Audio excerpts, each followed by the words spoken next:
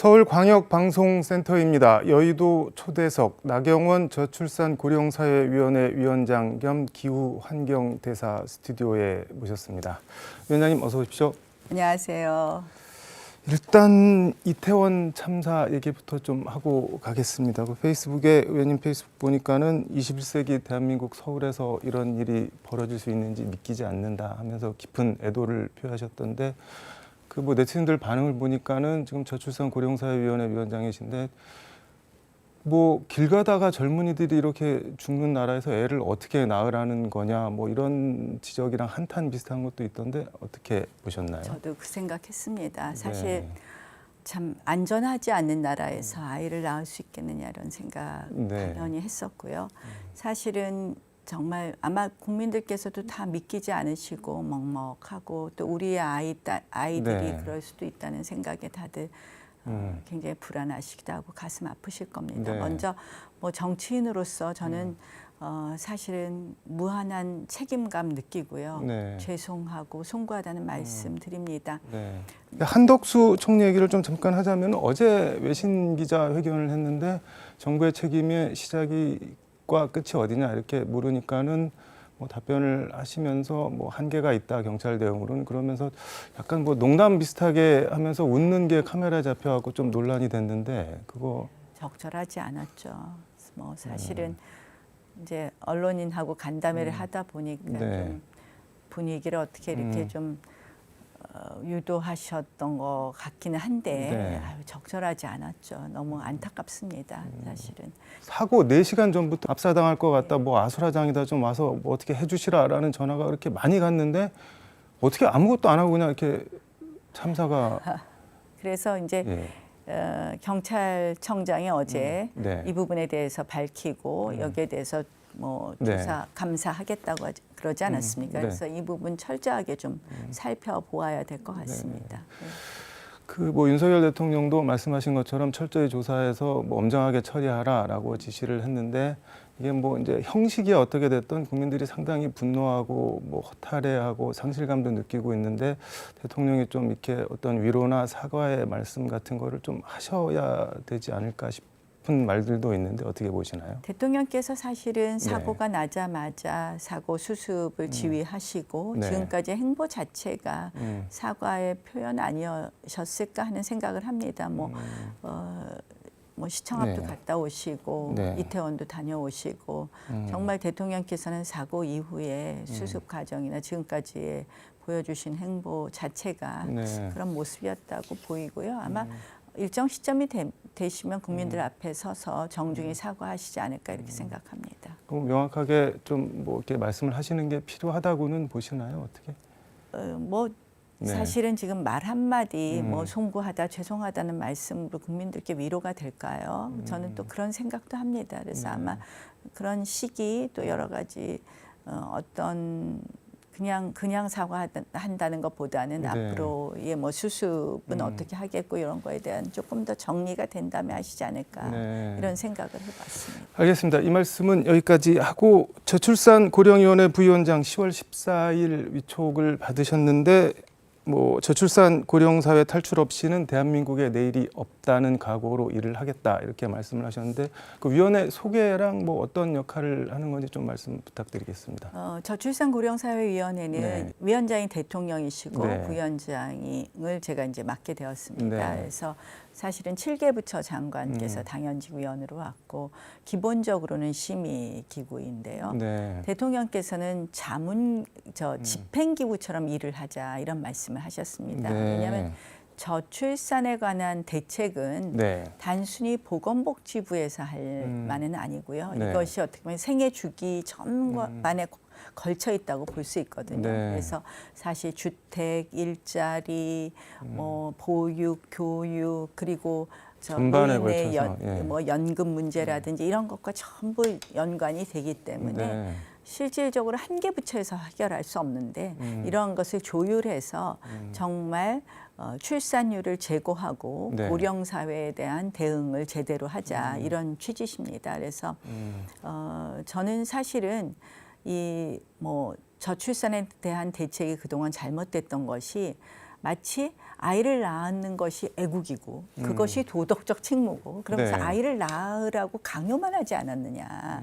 저는 아이를 낳는 것이 네. 고난의 시작이 아니라 행복의 시작, 고난 끝 행복 시작으로 그거는 만드는 직접 만드신 말인가요? 아니면 어디서 제가 만든 차용을 겁니다. 고난이 아니라 행복의 시작이다. 네, 그렇게 될 수 있도록 우리가 스웨덴 모델에서 조금 차용할 네. 수 있는 부분은 아이를 낳으면 일자리가 보장이 되고 아이를 네. 낳으면 주택이 주어지고 뭐 이러한 정책들이 좀 있습니다. 그래서 우리가 아무리 노력해도 2100년이 되면 정말 우리 출산율이 갑자기 뭐 둘이 네. 만나서 2명 낳지 않는 한 3천만 명의 인구가 날아가게 돼 있습니다.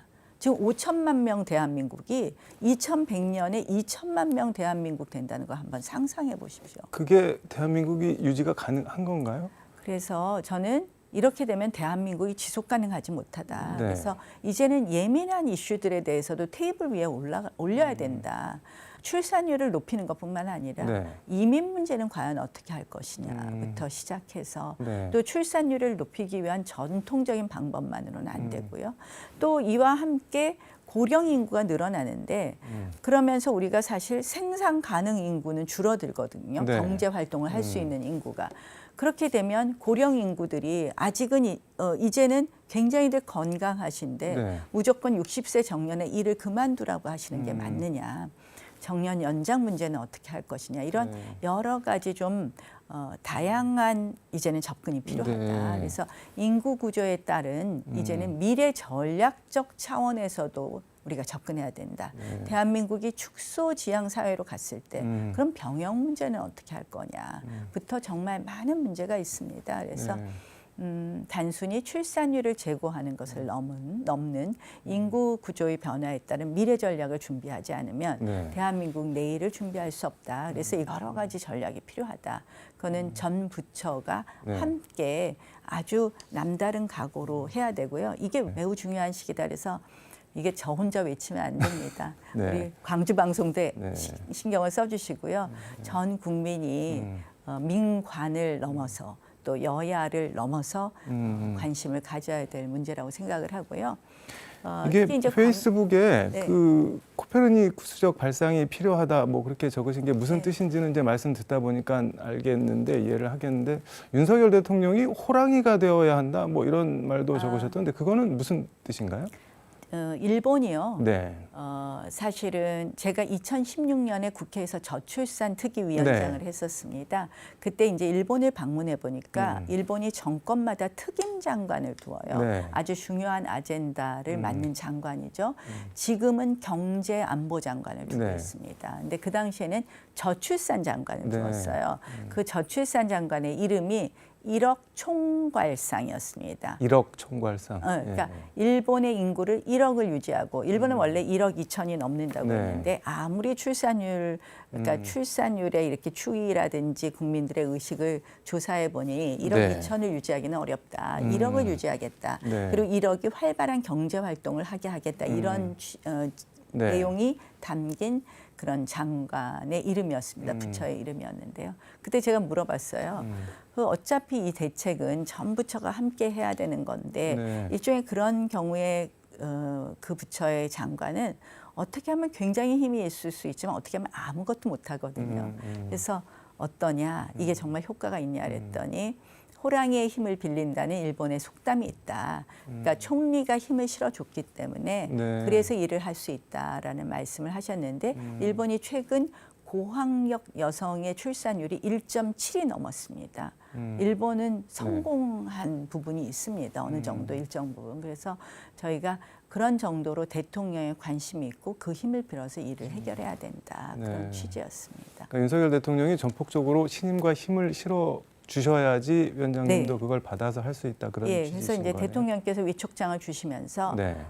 이 저출산 고령사회위원회가 단순히 심의 자문기구가 아니라 집행기구처럼 일을 하자라는 것이 힘을 실어주신 말씀이다. 네. 이렇게 생각합니다. 지금 기후 환경 대사도 같이 겸하고 계시는데 다음 주죠. 이집트에서 유엔 기후 변화 협약 당사자 총회가 열린다고 그러는데 네, 여기 대통령 특사로 가신다고 들었는데 보통 이런 기후 변화 협약 총회는 국가 원수급이 가는데 이번에는 위원장님이 가시네요. 네, 우리나라에서. 대통령께서 네. 이제 지금 뭐 계속해서 회의가 음. 연달아서 지금 있습니다. 뭐 G20부터 네, 해서 네. APEC부터 해서 사실은 기후 이슈가 굉장히 중요하지만 네. 참석하시기 어려워서 제가 특사로 대신 참석하기로 했고요. 음. 그래서 사실은 지난 정권에서 탄소 중립 네. 수치 국가 이행 목표를 2030년까지 2018년 대비 40% 감축하겠다는 좀 어떻게 보면 굉장히 아주 과도한 힘든 목표를 네. 정했습니다. 그런데 사실은 우리가 또 가야 될 길이거든요. 그래서 힘든 목표이지만 그러면 이것을 구체적으로 실행할 우리가 수단을 과학적으로 좀 준비하자. 네. 우리가 국제사회와의 약속이니 그 약속을 존중하고 네. 그것을 구체적으로 할 것을 좀 더 드라이브를 걸자 이런 말씀을 하셨기 때문에 그러니까 목표 자체에 대한 수정은 아니고 목표는 그대로 두고 그걸 어떻게 달성할지 방법론적인 거에 대해서 좀 고민을 해보겠다는. 예, 그래서 사실은 국제사회에 네. 우리의 탄소 중립의 의지도 말씀을 드리고 또 하나는 국제사회 이슈 중에서 하나가 이 탄소 중립을 달성하기 위해서는 선진국과 개도국이 함께 해야 됩니다. 네. 최근에 이제 우리 정부가 대한민국의 경제 규모에 맞게 네. 국제사회에 있어서 이 책임을 다하겠다. 글로벌 피벗 컨트리 이렇게 네. 얘기를 하는데요. 스테이트 얘기를 하는데요. 그래서 거기에 맞게 그린 ODA를 좀 확대하겠다고 하셨어요. 그린 뭐요? 제가 잘 못. ODA. 그게 어떤 건가요? 그러니까 이제 이 원조하는 것을 그린, 그러니까 녹색과 관련된 ODA를 하겠다. 그래서 개도국이 네. 탄소 중립을 실현하는데 여러 가지 기술 지원이라든지 투자 지원이라든지 이게 예전에 그 이명박 정부 때 GGGI라고 해서 거기서 시작을 한 것 같은데 예, 지금도 이미 반기문 그 의장이 거기 지금 네, 뭐 GGGI 회장 의장이십니다. 그거 이어서 쭉 하시는 건가요? 그러면은? 뭐 그거는 국제기구이고요. 네. 저희가 사실은 이 녹색 성장 부분에 있어서 네. 이명박 대통령 때 이미 이니셔티브를 가지고 있었는데 그동안 네. 조금 후퇴된 부분이 있습니다. 그래서 이제 GGGI는 국제기구이니까 그 기구의 역할은 그대로 진행이 되는 거고 대한민국 정부가 네. ODA에 있어서 해외 원조에 있어서 그린 ODA에 네. 더 관심을 갖고 그 규모를 키우겠다. 예, 이런 것을 좀 국제사회에 공유하려고 네. 합니다. 네.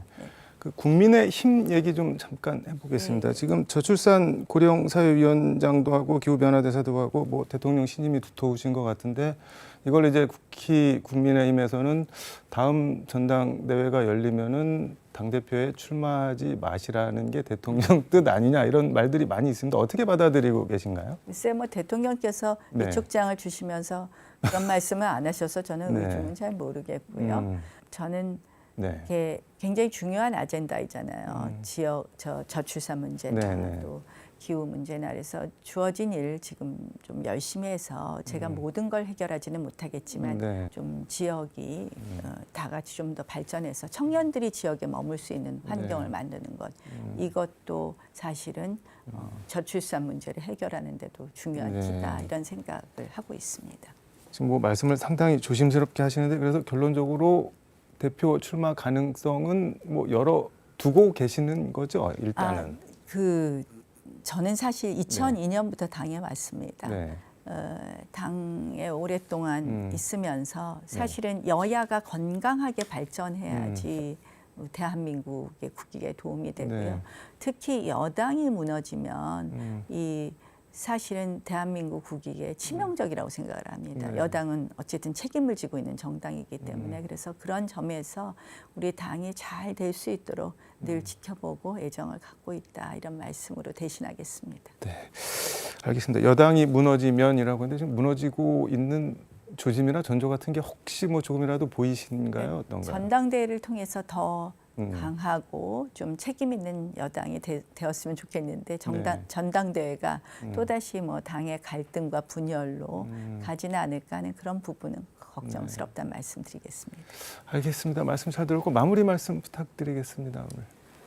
저출산 기후 다 네. 중요한 아젠다입니다. 사실 이 문제는 정부만이 해결할 수 있는 것 아니고요. 네. 민간의 협력이 꼭 필요한 부분이 있습니다. 우리 시청자분들께서 네. 이 우리 대한민국의 이 인구 변화에 따른 네. 미래에 대한 관심 많이 가져주시고 또 그러한 모든 문제들은 사회적 합의가 있어야지 풀어낼 수 있습니다. 이 합의 과정에 또 많은 숙고해 주시고 의견 모아 주셨으면 하는 그런 생각입니다. 알겠습니다. 오늘 말씀 여기까지 듣도록 하겠습니다. 자주 나오셔서 좋은 말씀 좀 부탁드리겠습니다. 아유, 네, 불러주셔서 감사합니다. 네, 고맙습니다. 네. 네, 지금까지 서울광역방송센터에서 나경원 저출산 고령사회위원회 위원장과 함께 전해드렸습니다.